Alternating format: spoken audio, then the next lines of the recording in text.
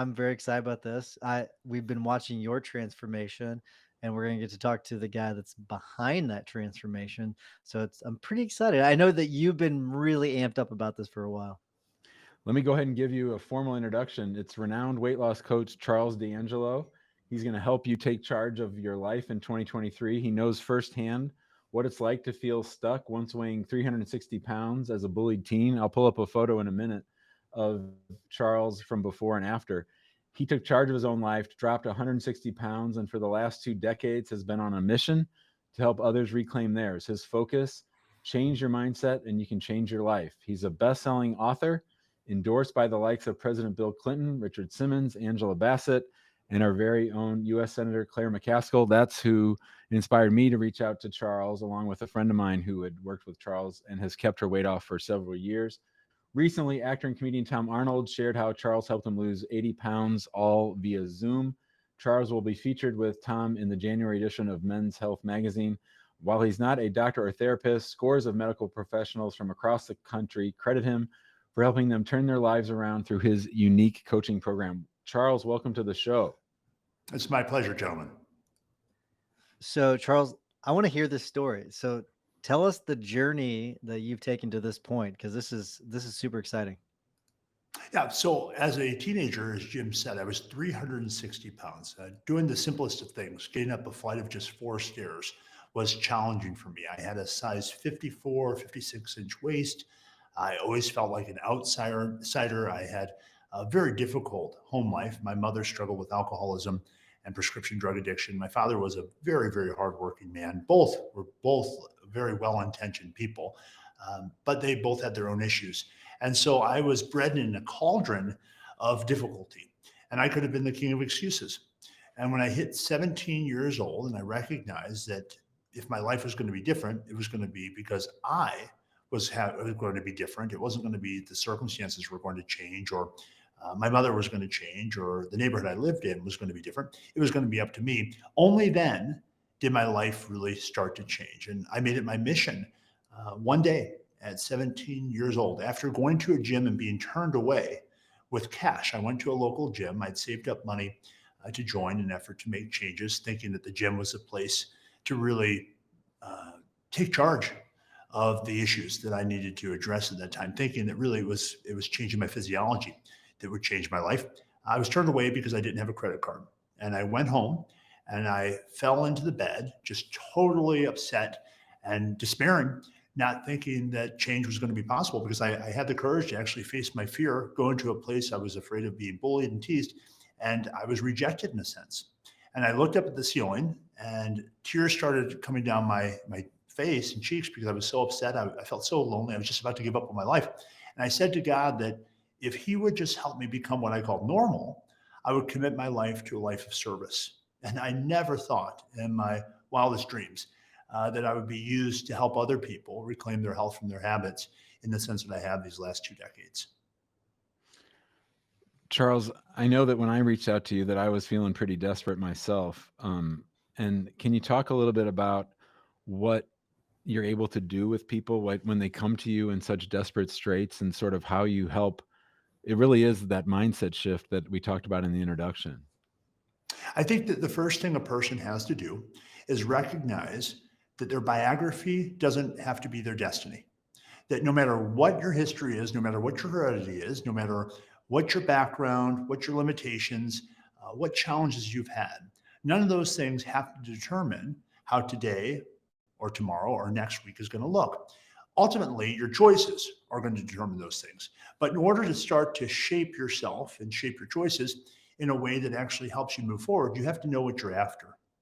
And so often we grow up in an environment of almost unconscious limitation, whether they're things we pick up from our parents, things we pick up from our peers. Again, most of the people we spend time with as young people are very well intentioned. But the things we grow up with leave an indelible imprint on us, whether or not we're aware of it.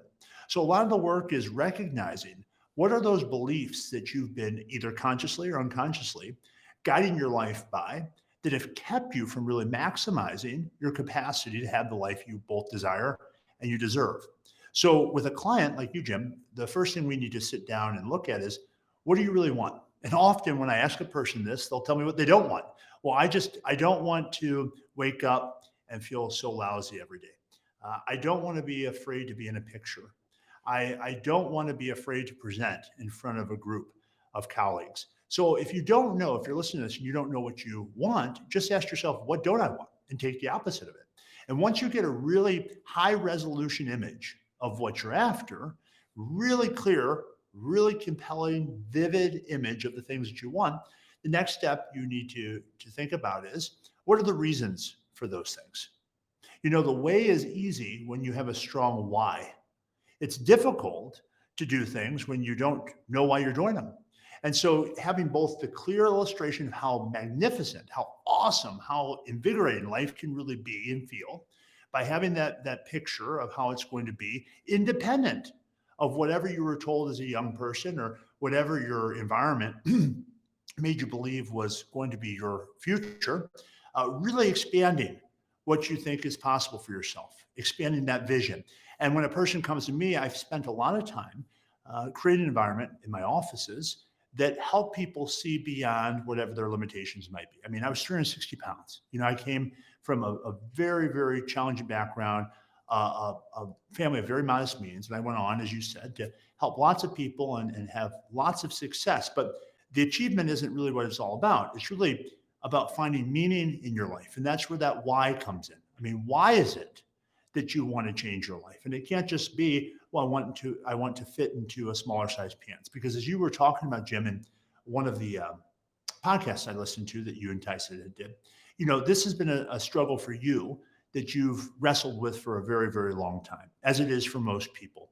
Recidivism in weight loss is astronomical.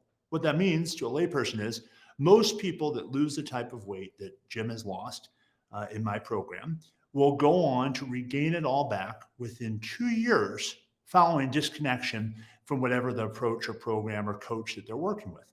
So it's really a point of shifting your philosophy. Yes, you have to have a strategy. And I certainly give my clients a very precise, clear, well-defined set of principles. Here's what you're supposed to do with food. Here's what you're going to do with exercise. So a person leaves every single meeting knowing exactly what to do with both food and exercise. But the glue that holds all that together is both a philosophy and a set of behaviors, kind of a momentum that is centered around moving towards what you want and moving away from the things that you really know that you want to stay away from.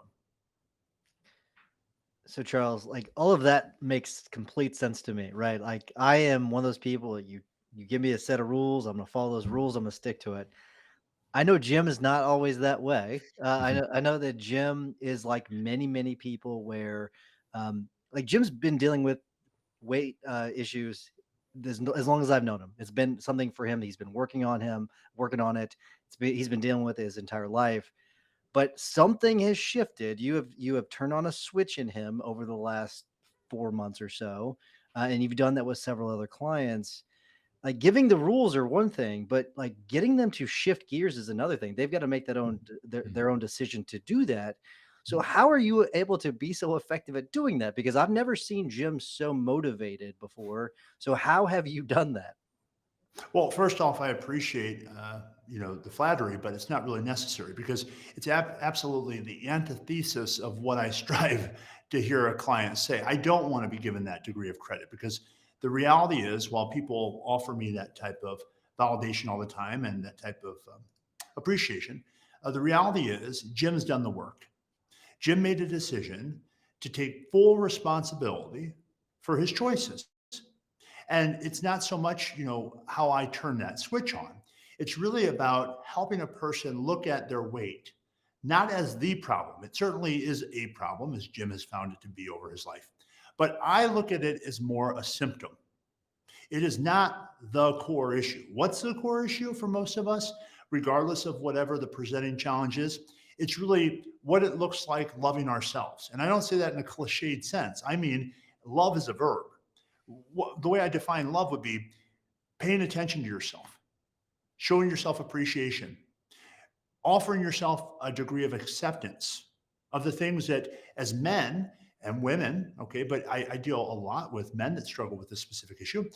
A lot of men unnecessarily carry around burdens of shame about sensitivity, about feeling afraid, about how to deal with their own sadness because they grew up with a concept or a construct of what a real man ought to be like. Hmm.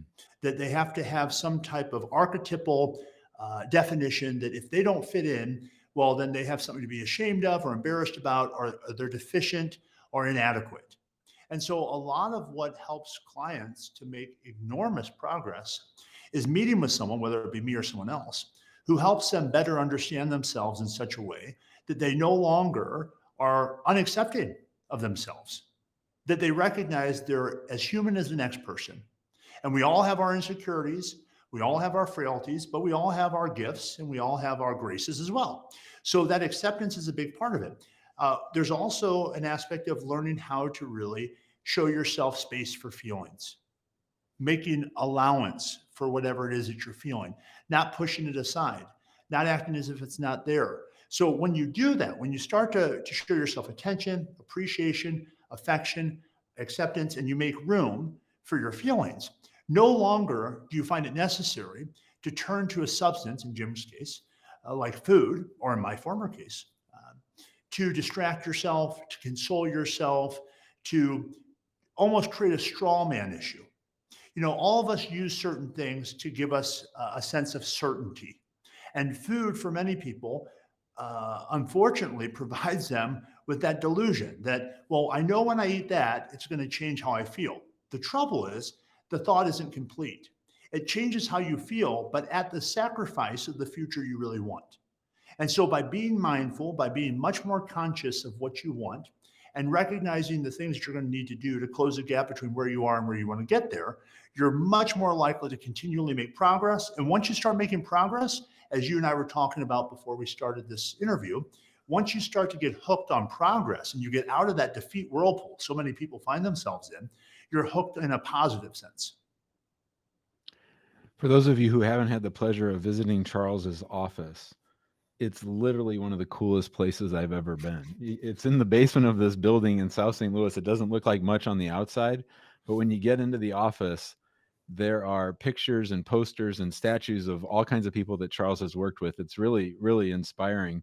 And Charles, I know that you've worked with a lot of physicians and that actually physicians have hired you to help them with weight loss. And I wondered, do you think that your experience as someone who was weighing 360 pounds gives you separate insights that they probably don't teach in medical school? Well, I think that each of us, one of my favorite ways of helping other helpers become more effective and more efficient and maximize their own set of gifts is helping them recognize that they're best positioned to help the former version of themselves. Just like what you guys are doing. Think about it. What are you guys spending your time doing? You're trying to help other attorneys maximize their practice. Well, who do you think you're really teaching?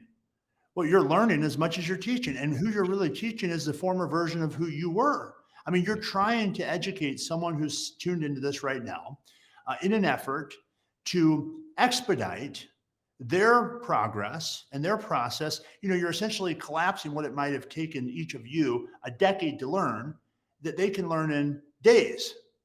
And so, yes, of course, my personal experience, you know, having once had the chance to be the king of excuses, gives me unique insight into both the suffering, but also the joy that comes with accepting full responsibility for your life, giving up the hope. And this is a real mature spiritual path to take, giving up the hope that someone's going to start doing for you what only you ought to and can do for yourself. That's what real maturity looks like. That's what being a full adult looks like, is recognizing I'm going to set aside blame. I'm not going to blame my parents for the way my life's turned out. It doesn't mean that in any way you're legitimatizing abuse or you're saying that trauma or anything that was okay. No, it's not at all saying that. It's saying with all that being the case, all those things that have happened to me, the question you start to ask yourself as a healthy adult is, how am I going to move forward? You're no longer trying to change your past. You're saying yes to it. Yes, this happened. And given that, how am I going to move forward? Most of my clients' issues, Jim, aren't around the domain of competence. I deal with incredibly brilliant people, Hmm. world leading physicians, people who are high achievers.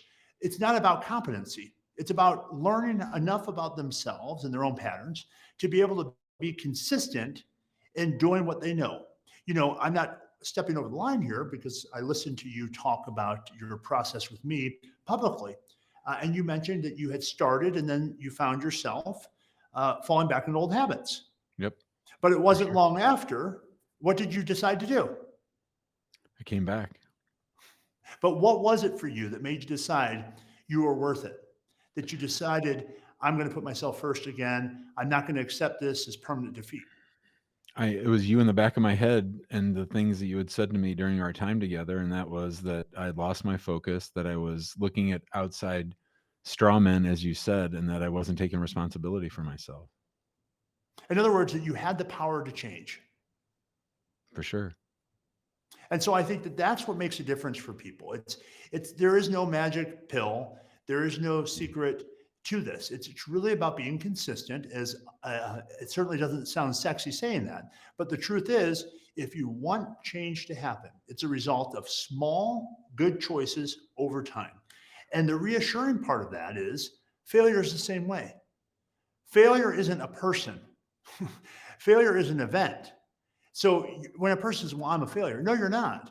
Failure is an experience, and it's something that's caused by a series of choices. And if you don't want that to be the case, you need to make certain that you're much more conscious of the choices you're making. And if you need help with that, you seek out someone that can kind of, as I said, collapse the length of time it would take to learn and get the pattern and be held accountable to that to close the gap between where you are and where you want to be. I'm loving all this. Let me ask you something about negative self-talk and how much of this has to do with negative self-talk and changing that, because I have noticed some of the ways that Jim talks to himself and talks about himself. And it's been much more positive over the last few 3 to 4 or 5 months. And really, honestly, Jim will probably tell you he's had a shift in his mindset over probably the last 5, 6 years, just kind of the way he approaches things in general. He's much calmer person, but I've noticed more positive self-talk. So how much of this has to do with some of that negative self-talk though?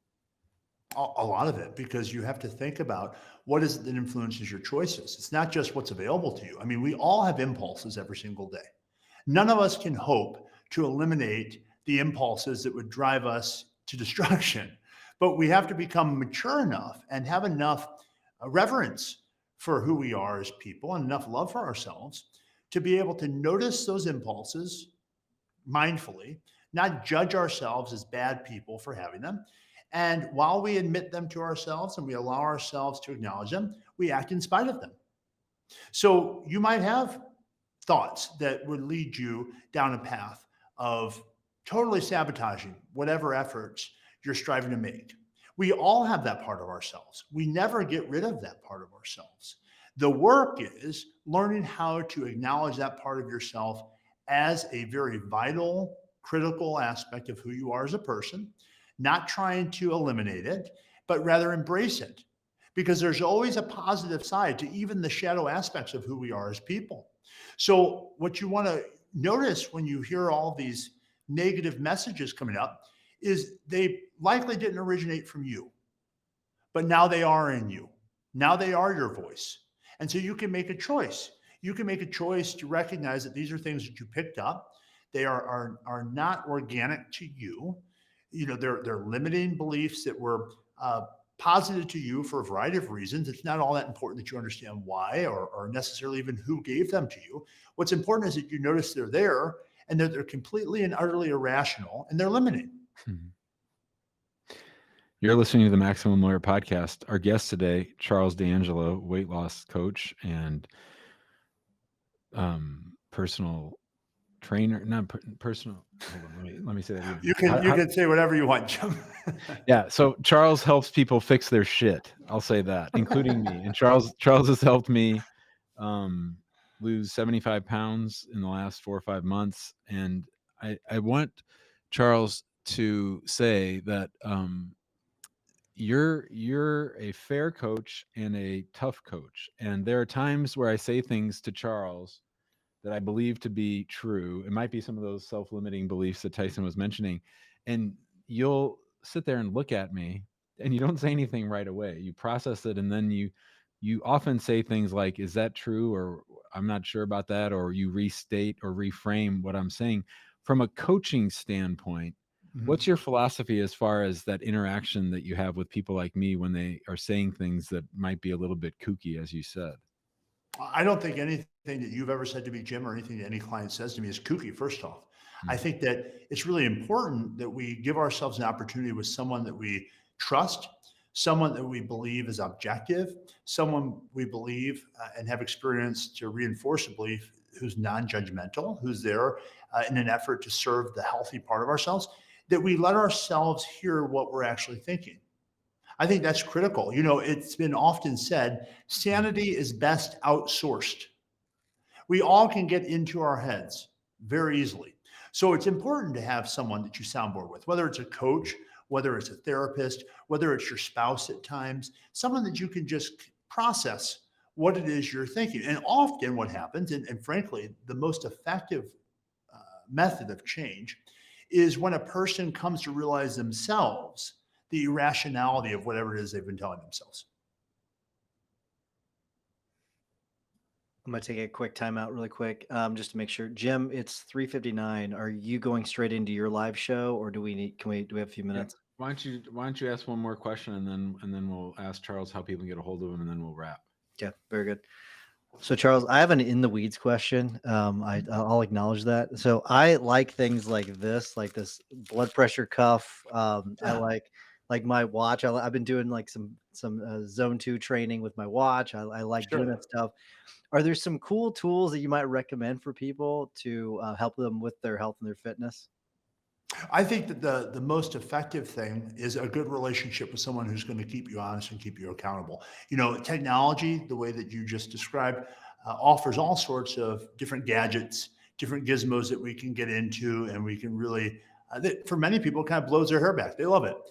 For other people, it's it's really unhelpful because it puts the accent on the wrong thing. In other words, it puts the accent on the outcome rather than the process. And so, if a person's constantly monitoring, um, for example, the weight on the scale, they're stepping on the scale every day. Well, there's going to be many days where the weight isn't, for any particular reason, going the direction they should expect it to, because the body is a living organism. It doesn't work in a linear path that way. And if you're evaluating yourself and you're evaluating your worth and you're evaluating your success via one metric, I think you're setting yourself up for a lot of unnecessary frustration. So I think the best idea is to have a relationship with someone who can help you process what it is you're measuring, who can help you stay apprised of all the different aspects of your life that, while one aspect might be trailing behind for any number of reasons, helps remind you of all the other things that you're moving toward and that you're making wonderful strides with, independent of that one area that might be limited. Charles, we mentioned in the intro that you worked with Tom Arnold via Zoom, and I know that you've actually helped some Maximum Lawyers via Zoom. Can you just talk real quickly how that works, and then let people know how they can get a hold of you? Yeah, so a person just needs to go to my website, charlesdangelo.com. Anyone you read about, listen to, watch, whether they're an actor, whether they're an attorney, whether they're a teenager, every single person works with me one-on-one. So the first step is just having the courage to give yourself a chance to actually talk about what's on your mind. And we sit down for 15, 20 minutes and determine whether or not it's an appropriate fit. If we agree that it is, we'll determine the length of time. And I see people both in person here in St. Louis, but I have clients all over the world, as far as Australia and Greece. And I have found that people have just as much success in a different room, breathing different air, as those that are sitting in my office. I love it. All right, we are going to wrap things up because I know Jim's got a live show that you all are going to go over to and do that. Before I do, I want to remind everyone to join us in the big Facebook group. We're going live there right now and into the Guild. So if you want to join us there, there's a lot of great information being shared on a daily basis. And if you want a more high-level conversation, join us in the Guild. Go to maxlawguild.com. And while you're listening to the rest of this episode, if you don't mind leaving us a 5-star review wherever you get your podcast, we would greatly appreciate it because it helps spread the love. And I'm sure there's a lot of people that would love to listen to this episode because it impacts a lot of people. So that would be wonderful. Jimmy, what's your hack of the week? My hack of the week comes from Charles, and that is sweat. sweat. So I start every day on the treadmill. Charles either is increasing the pitch or the speed or the distance, and there's no substitute to just that sweating for 45 minutes. And I mean, I got off today and I was dripping in sweat. So it's a game changer to get those toxins and the water out of your body. It just really has helped my whole mentality, and everything else starts with that 5 a.m. on the treadmill. I And love it's that. something that you're putting ahead of everything else. So unconsciously, you're telling yourself you're a priority right when you get out of bed. I love that. That's good stuff. My trainer recommends it, and they have a sauna, and he always says I should get in the sauna. Like real quick, Charles, thumbs up or down Sure. on saunas? Good or You bad? know, my best friend swears by doing what he calls contrast sessions, which is he gets in a sauna and is in there for 10 or 15 minutes and then has a cold shower and then gets in the sauna again, then has a cold shower again. And he swears that it's been life changing for him. So I'm a very pragmatic person. I'd say, Tyson, if it seems to be helping you, keep with it. I love it. Really good stuff. All right, Charles. We always ask our guests to give a tip or a hack of the week. What you got for us? I would say the most important thing a person can do is take some time after listening to this and take out a piece of paper and take out a pen and relentlessly start to just flow and put out all the things that you'd like to see happen in your life the next, I'd say 10 years.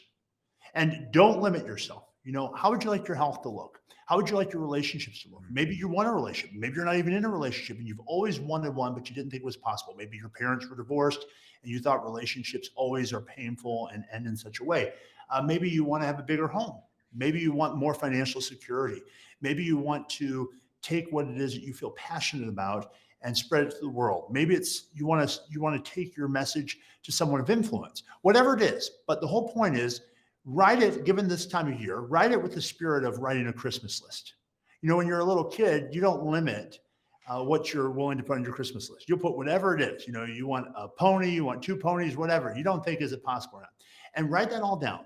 And then after you've really exhausted yourself by writing all that down, go through and put next to each item the number of years you think it would take you to achieve it. So, would it be a 1 year goal? Would it be a 3 year goal? Would it be a 5 year goal?